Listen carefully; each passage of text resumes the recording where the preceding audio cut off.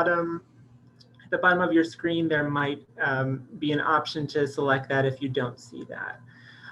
So my name is Christopher Phillips. My pronouns are he, him, and his, and I'm a staff attorney and board-chair fellow here at the Center for Elder Law and Justice. And this afternoon, we're going to be talking a little bit about protections for LGBTQ plus people under New York state law, sort of to outline your rights as an individual and what you can do if your rights have been infringed upon. As Shana mentioned, if you have questions throughout, you can feel free to drop that in the chat or speak up. If you wouldn't mind keeping yourself on mute, if you're not asking a question, that would be helpful. I'm going to try to make this interactive and pose my own sort of questions to sort of break up the monotony of this presentation. So if something, you have questions throughout, please ask. So this is just a general overview of what we're going to be covering today. So first, we're just going to do sort of a brief history and introduction to the anti-discrimination provisions in the New York State human rights law. As we'll see, this is sort of the main law that will govern and protect your rights against discrimination. Then we'll move into some anti-discrimination protections for LGBTQ plus individuals specifically. Then I'll briefly touch on how to file a discrimination complaint if you feel you've been mistreated or discriminated against. We'll go through that process to make it more accessible and understandable for you. And again, please feel free to ask questions at any point throughout this presentation. So we'll go ahead and get started with a brief discussion of the New York State human rights law itself. This is really the main source of state law that's going to protect individuals against discrimination. There may be other areas of protection, such as non-discrimination policies at employers or agencies, but this is really the main law in New York State, and we're going to be focusing mainly on that today. And I think a good place to start in understanding this law is by looking at its history. So as you can see, this statute, has a long and storied history. It was first introduced in 1945, making it sort of the first state statute enacted by a state legislature of this kind, originally called the Ives-Quinn Anti-Discrimination Bill, enacted here in 1945. And it was a law that prohibited discrimination in employment based on race, creed, color, and national origin. Those were sort of the covered areas initially. In 1968, it was then renamed to the Human Rights Law, which is its current name. And then, as you'll see from this slide here, throughout the next several decades, it would be amended several times to include more and more individuals and classes of people that are protected under this statute. The first amendment here is in 1974. The statute was amended to add persons with disabilities as a protected class. Again, in 1991, it was amended to protect families, particularly in the context of housing. In 1997, it was then amended again to add some protections for persons with disabilities in the context of employment. So this is where you might hear reasonable accommodations for those with disabilities in the employment context. In 2002, it was amended again to protect certain religious practices and observances. In 2003, then, it was amended to include sexual orientation through the Sexual Orientation Non-Discrimination Act, or SONDA, which we'll touch on a little bit later. And then finally, as recently as January of 2019, it was amended to include gender identity and expression through the Gender Expression Non-Discrimination Act, or GENDA, which we will also focus on. So as you can see, this statute has grown for decades, gradually including more and more individuals and classes of persons. And this is really a testament to the advocates that have fought so very hard and upon whose shoulders we stand today. So a big shout out and thanks to all of those who have worked their lives diligently to, increase protections for all New Yorkers, and in particular the LGBTQ plus community. Today, the New York human rights law looks something like this, and I'll just read it aloud. Found in Article 15 of the New York State Executive Law. Basically, what the human rights law does is it protects against discrimination because of age, race, creed, color, national origin, sex, sexual orientation, gender identity or expression, marital status, disability, or other enumerated classes in the context of employment, education, housing, and places of public accommodation. Now that is a mouthful and a lot on the screen here. So I think it warrants delving deeper into what the statute actually means so that we can understand it more fully. And basically what it boils down to is two things. One, protected class, and two, protected area. So first we're gonna cover the protected classes. And as you can see on the screen here, there's a lot of them, right? So there's 18 classes that are currently covered under the New York Human Rights Law. And, for those of you that are calling in and can't see the slide, they include things that you very much would expect. So things such as race, color, sex, disability, age, and things of that nature. Basically, individual characteristics, for the most part, that we have no control over. Individual characteristics that we all hold and make us unique, make us who we are.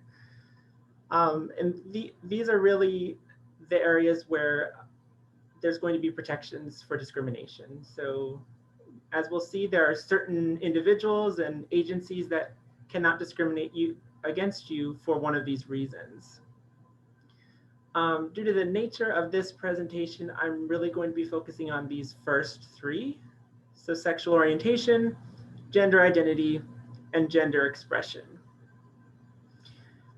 To further understand the protections here, I'm going to just briefly introduce the definitions from the statute. So Human Rights Law section 292.27 defines the term sexual orientation as meaning heterosexuality, homosexuality, or bisexuality. Again, this was added quite a long time ago in 2003 as part of the Sexual Orientation Non-Discrimination Act, or SONDA. And so there is a bit of a disclaimer because these terms are very outdated, and we don't typically like to use those terms currently. Rather, we just name sexuality, such as being gay, pansexual, lesbian, bisexual, or straight. So while this is the definition under the law, it will cover you if you feel you've been discriminated against because you are gay, because you are lesbian, pansexual, bisexual, or straight, as the case may be. Gender identity and expression is then defined in Human Rights Law, section 292.35. And this statute defines gender identity expression as a person's actual or perceived gender-related identity, appearance, behavior, expression, or other gender-related characteristic, regardless of the sex assigned to that person at birth, including but not limited to the status of being transgender. I like to differentiate between gender identity and expression as the gender identity being what you yourself view your gender to be, internal understanding of your gender, whereas your gender expression is how you show that to the world, how you communicate that to others through your dress, through how you dress, your makeup, and things like that. And again, this was added relatively recently, 2 years ago now, in January in 2019, as part of the Gender Expression Non-Discrimination Act. So that's really the first piece of this law, of the human rights law. In order to get protection for discrimination, you have to be part of this protected class, which is, includes very broad and general characteristics, including sexual orientation, gender identity, and expression.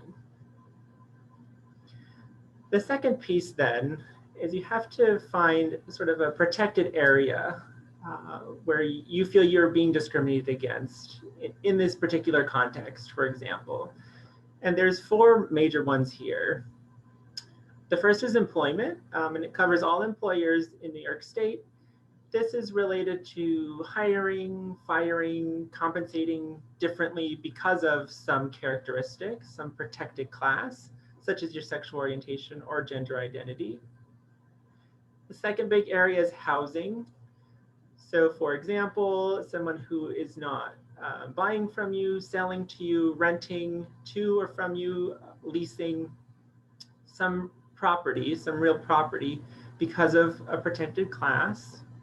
It's interesting to note under housing that this excludes owner-occupied 2-family homes. So if there's individuals who open up their homes, sort of a boarding house, they may not be covered under the statute. The third big area is places of public accommodation.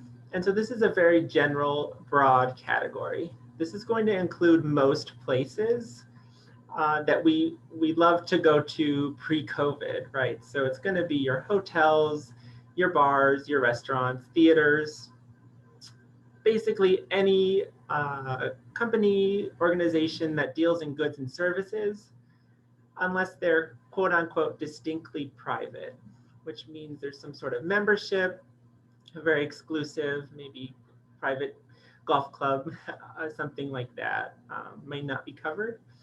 But it's important to note that places of public accommodation do include places such as hospitals and healthcare providers. So your primary care physician, ophthalmologist, your dentist are all going to be included in places of accommodation, meaning that they cannot discriminate against you for one of those reasons.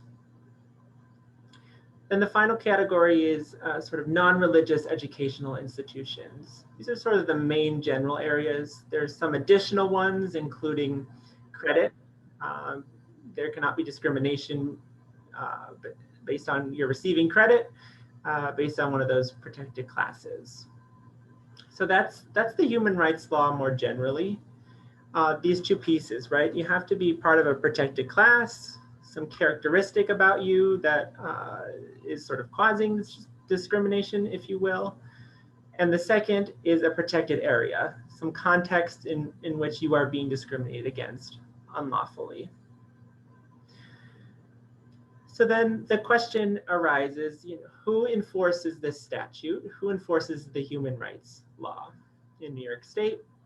And the answer to that question is really the Division of Human Rights, which is a unit of the New York State Executive Department. And it's headed by a commissioner who is appointed by the governor. The current interim commissioner is Jonathan Smith.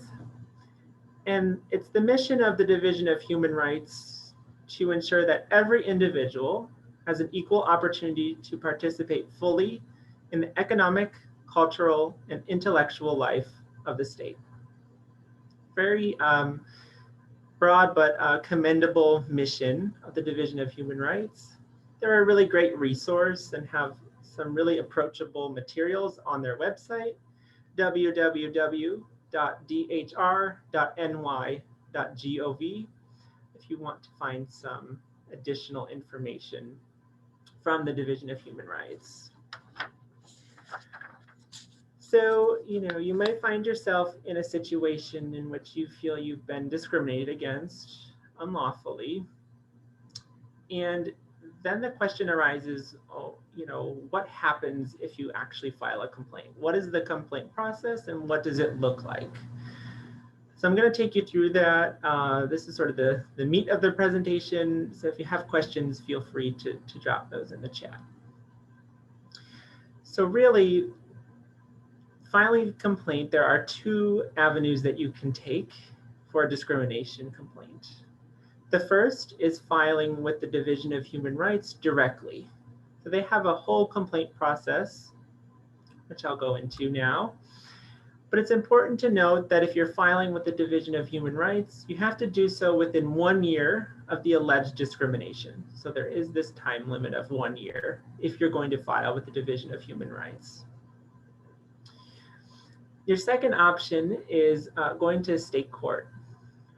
You can file a lawsuit for discrimination in state court alleging violations of the New York State human rights law.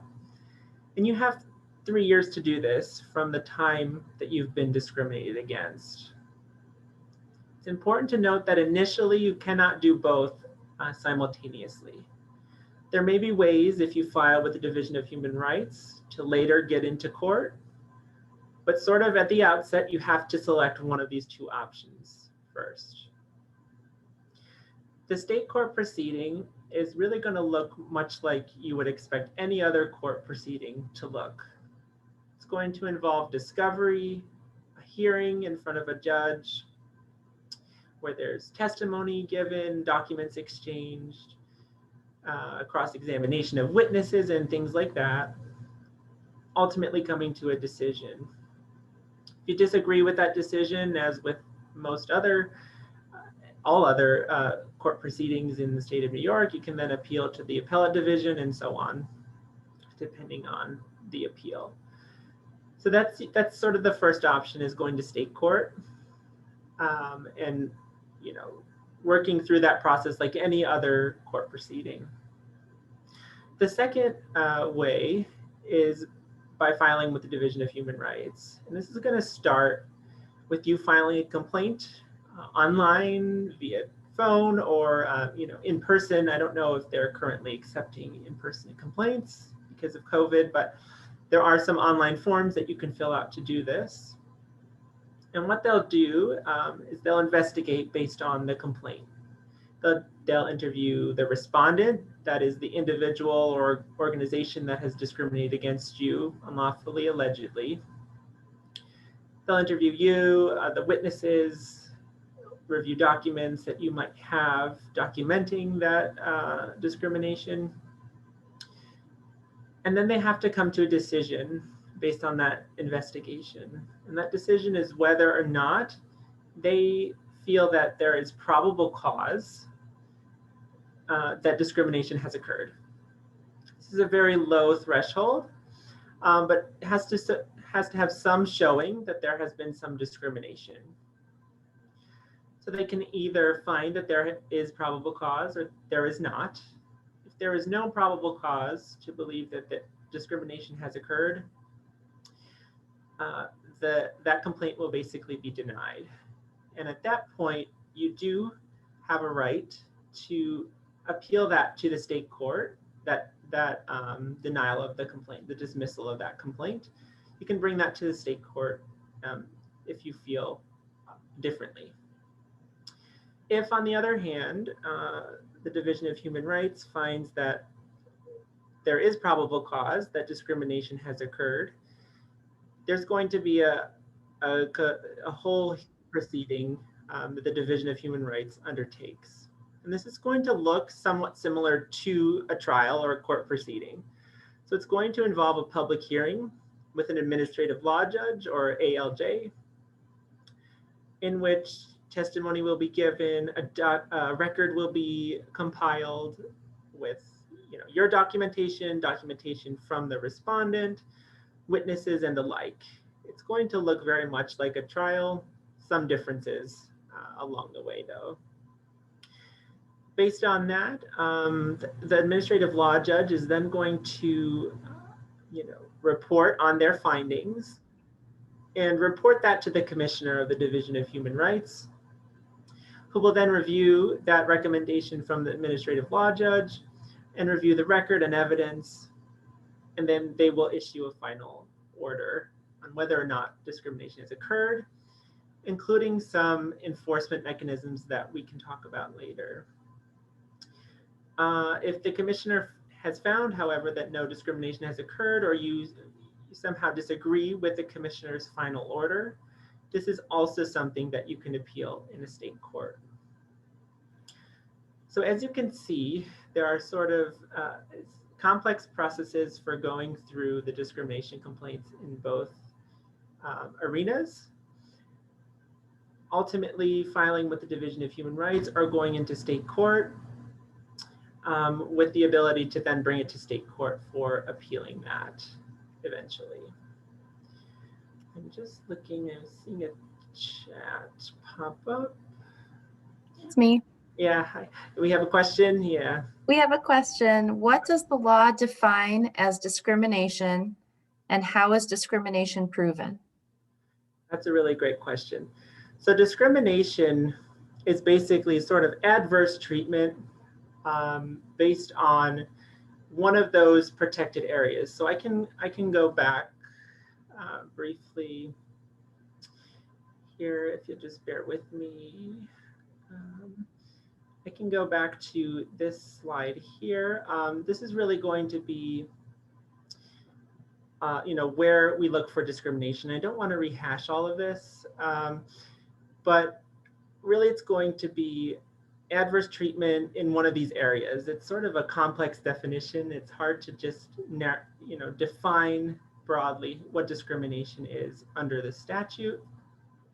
It's going to be, refusing to hire or fire you in the context of employment, refusing to sell you a property, rent a property to you because of some immutable characteristic, refusing to serve you at a place of public accommodation. So it's going to look like one of those. The question about how to prove discrimination, I can sort of get into later, but generally it's going to be, compiling a record, having documents showing that someone has mistreated you because of your sexual orientation, your gender expression, your gender identity, or some other characteristic. And it's really going to rely on that. I'm not sure if that fully answers your questions. The statute is pretty lengthy itself, but really discrimination is going to be a protected class and that protected area, that combination, some sort of adverse treatment to you. Okay, so basically that complaint process outlined the state complaints. But there are also federal protections and enforcement agencies that I just want to briefly touch on now. In the employment context, the U.S. Equal Employment Opportunity Commission, or the EEOC, is going to be the agency that oversees employment discrimination claims in the federal context. Housing is going to be overseen by the U.S. Department of Housing and Urban Development, or HUD. And it's important to note that if you do file a complaint with the New York State Division of Human Rights, they may refer that to the appropriate federal agency if necessary. So that's why filing with the Division of Human Rights initially might be beneficial, because then they can sort of screen those cases out. There have been some noteworthy recent executive actions by President Joseph Biden. One that I just want to briefly mention, an executive order that he issued on January 20th of 2021, really focused on protecting and combating discrimination on the basis of gender identity and sexual orientation. It's really a call to all federal agencies to revamp their policies to make them more friendly to the LGBTQ+ community. I just want to read the first policy line of this executive order because I think it's really powerful and shows a lot is coming down this front here. So the executive order says that every person should be treated with respect and dignity and should be able to live without fear, no matter who they are or whom they love. And I don't think I could have said it better myself. I think that's really remarkable that we have, from this high level coming down, these executive actions calling on federal agencies to increase protections for the LGBTQ plus community in particular.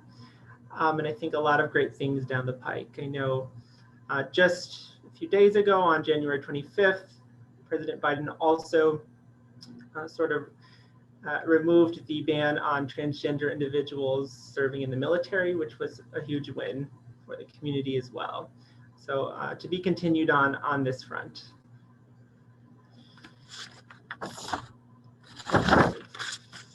So then the next sort of question that I posed here is, like, what happens if the Division of Human Rights finds that discrimination has occurred? So say you go through the complaint process, you've proven discrimination, for example, someone refusing to lease a property to you because you are gay, for example, or someone, compensating you differently because you are transgender. Whatever the case may be, it's going to be fact specific. But there are some things that the Division of Human Rights can do to address that discrimination. The Division of Human Rights, the Commissioner's final order, can include things such as these: the reinstatement to a job, possibly with back pay, the provision of housing or access to public accommodation, so actually providing you with that house that you've been denied, or providing you with services at that place of public accommodation, ordering that entity to do that. Compensation for mental anguish. So if you're alleging that you've somehow, felt mental anguish, emotional harm because of this discrimination, there can potentially be some compensation there. In order to cease the discriminatory policies or practices, they can require the agency, individual, organization to enact trainings or policies. They can also, the Division of Human Rights can also impose civil fines and penalties if it's particularly egregious. I've gotten these just from, there's a really great training from the Division of Human Rights that they have on their YouTube channel. I have the link here, I won't read it aloud, but you can feel free to Google that. It's pretty comprehensive and straight from the Division of Human Rights. It can get a little technical and legalese, but I think it's a good resource if you still have questions after this presentation. Then another question is, what if I'm not ready to file a complaint? And that might be possible. You may feel as though you've been discriminated against, but you don't know if you want to take that step of filing a complaint for a number of reasons, right? You're sort of at this crossroads because you may fear retaliation, someone mistreating you worse if you file a complaint for this. You may not know if you have enough to rise to that level. Again, that's going to be a very case-specific determination, fact-specific determination. But you may be in this situation of, should I even file? And to answer that question, you are the only person that can answer that question. Facing discrimination and fighting against it is deeply personal and complex. And so it's really up to you of whether you want to pursue that. It's just really important to know, that this is your choice and your choice alone. It's important to keep in mind, however, that you do have those time limitations, right? So for the Division of Human Rights complaint, take around a year, a year from the time that you've faced that discrimination. So you have a year to file there, and then 3 years in the state court. So it's important to just keep those in the back of your mind, not to pressure you, but there is sort of that time limitation. It's also important to note that retaliation itself is its own form of discrimination. So say that you file a complaint or you go through your employer's discrimination proceedings, and they fire you, they demote you, they cut your pay. That itself, just for filing that complaint, is going to be discrimination in its own right, and so that is completely unlawful and the basis of its own discrimination complaint. So you need not fear sort of these repercussions. I mean, they may happen in the realities of life, but that is not acceptable and going to be discrimination in itself. Ultimately, at the end of the day, it's your right to be treated fairly and equitably. That sounds simple, and there's complex situations that we all find ourselves in. But really, I hope you feel sort of more empowered after this presentation to, to go forward and demand that equal treatment and equitable treatment if you feel you've been discriminated against. The next question here that I want to raise is, do I need an attorney to file a complaint? As an attorney myself, I tend to, more often than not, say yes to this question. But here, the short answer is no, that you don't necessarily need an attorney to file a complaint, particularly with the Division of Human Rights. The Division of Human Rights complaint process is designed to let you file that complaint yourself. It's supposed to be user-friendly, has a form on their website.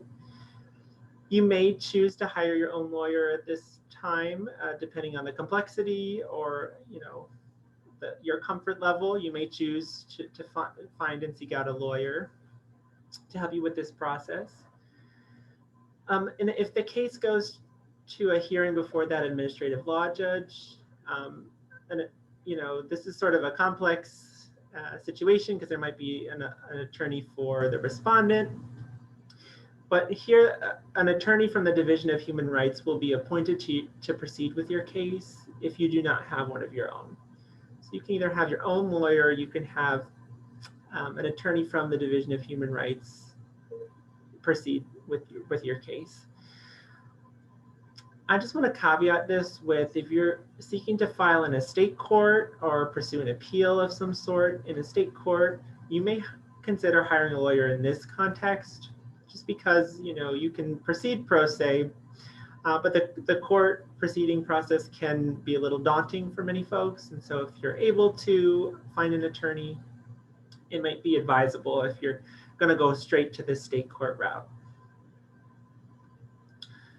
And that sort of raises the question of, can we at Center for Elder Law and Justice help? And the short answer is yes. So if you feel as though you've been discriminated against, you can feel free to give us a call. And through our new initiative, the Silver Pride Partnership, we can potentially assist you. So the criteria that we look for generally are adults age 50 years young and up, around 200% of the federal poverty level, and then individuals who are themselves lesbian, gay, bisexual, transgender, queer questioning, or plus. If you don't fall into one of these categories, you can certainly feel free to give us a call if you have general questions, you want to talk through this process in more detail. If you feel you have a claim potentially, you can feel free to give us a call. Here is our contact information.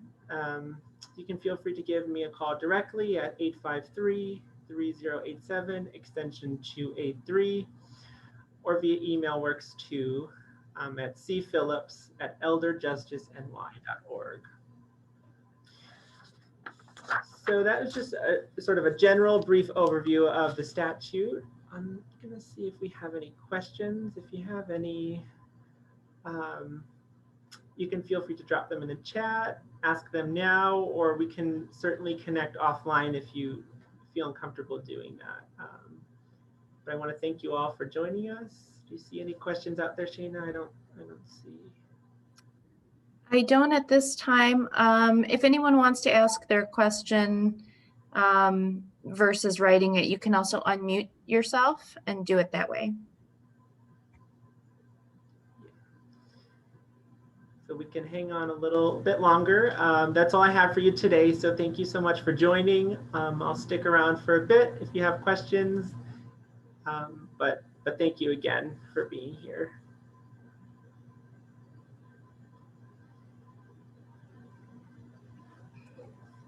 Oh, somebody's coming back in. Sure. Okay, we did get one question there, Chris. Yeah, so I do see from Rachel, can you assist under 50 LGBT? Yeah, so due to the fact that we do work for the Center for Elder Law and Justice, we generally focus our practice on individuals age 50 and up for this funding from the Borchard Center for Law and Aging. So generally the answer is we look for individuals older than 50 and up. If you're younger than that, you can certainly give me a call though, and I can briefly consult with you. And we can maybe point you in the right direction or perhaps connect you with another agency rather than just sort of floundering out there. So yeah, if you're younger than 50 and LGBT, you can certainly contact us.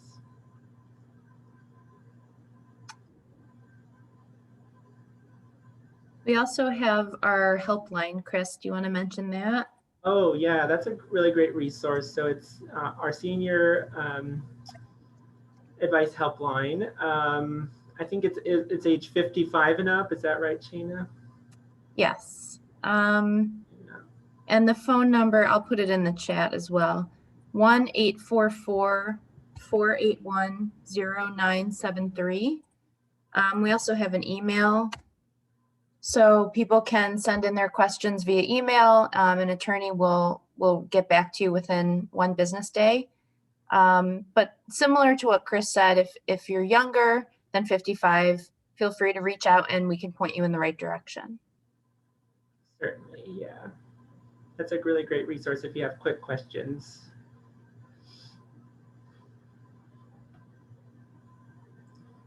And you can feel free to monitor our Facebook page for content such as this, blog posts and things like that that we'll have in the future. So that just about does it. So thank you all for being here. There's my contact information. Feel free to reach out. I hope you all have a wonderful day. Thanks, everyone.